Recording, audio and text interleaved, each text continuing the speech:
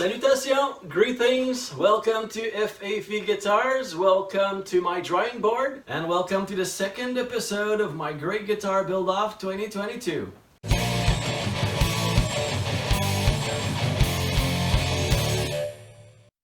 For those who haven't seen the first episode, the plan is to build an electric ukulele for my friend Goofy. Let's dive into my design process.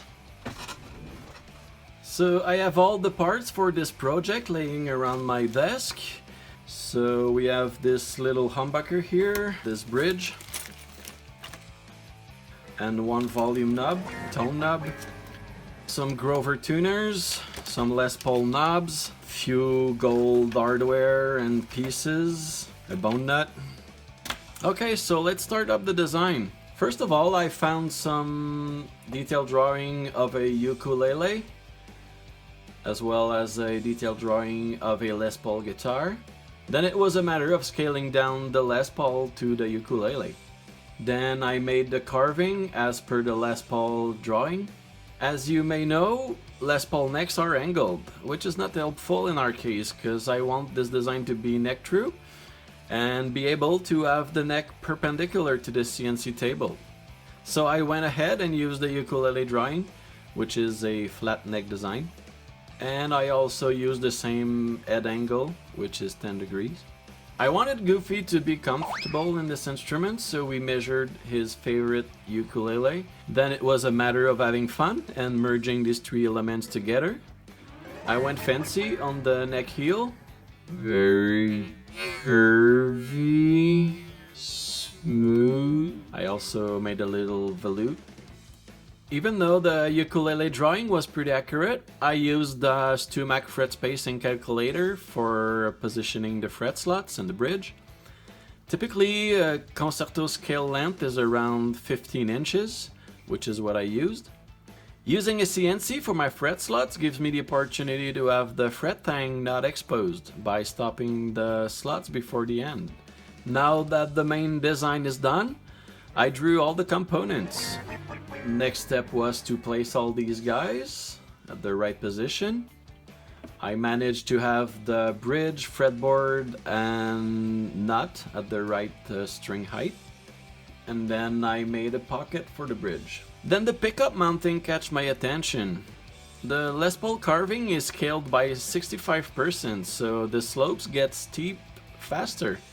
It makes very difficult to have a flat mounting to this surface. So I said, hey, I might as well do my own. I came up with this design, which is pocketed into the body, and it's using the same carving profile, so it matches the body.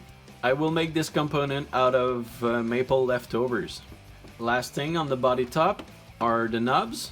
For the same reason as the pickup ring, I decided to use a PRS style relief so that the knobs are not sticking out too proud. Now that we have a good idea of the design, it was time to have fun with Goofy's requests. He came with this image that he liked to use in his social media, and we came with the idea of using epoxy and to collaborate in this project. So here comes the plan. I will machine this cavity into the timber, then give it to Goofy. He will paint it and then fill it with epoxy. We will do the exact same epoxy procedure for the fretboard and have a nice Goofy inlaid into it.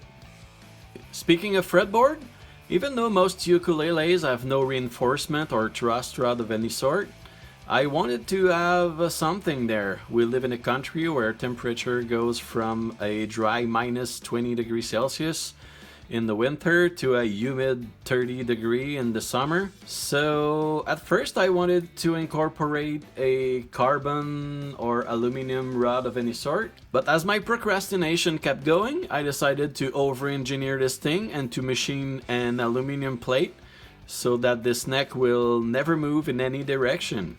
The last thing on the top side is the headstock. Since it's angled to the CNC table, peg holes will not be perpendicular to the machining surface. So I will make a veneer with the holes already there, so it will be a matter of transferring them when it's going to be glued to the headstock. So this thing is almost done. We just need to take care of the back.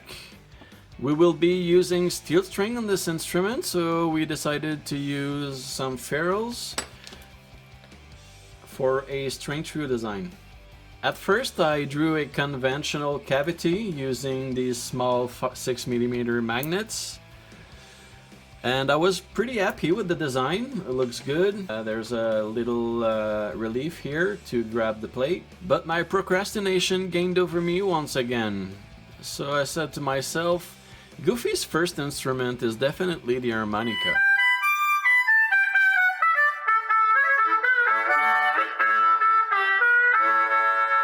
Wouldn't it be cool to have an harmonica hidden in this cavity? Goofy himself was happy with the idea, so he gave me his favorite harmonica that he's using, those CAD Session Steel, and I drew it.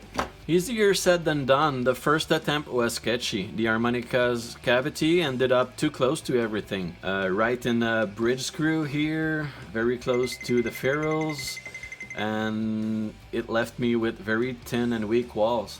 So I made it bigger. Now the harmonica sits properly in its cavity. There's even room for these little relief to grab it.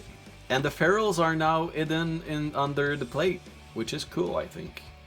It's also giving me the opportunity to have straight holes for the ground wire and for the pickup cavity here.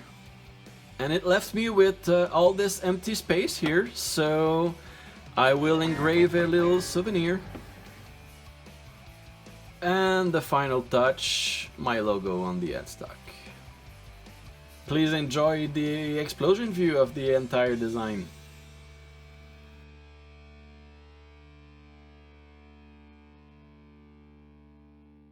Done! So that's it, folks. I hope you enjoyed this journey on my drawing board. In the next episode I will machine those Goofy features in the body and the fretboard, and we will watch Goofy playing with paint and epoxy. Thank you for watching. Salut!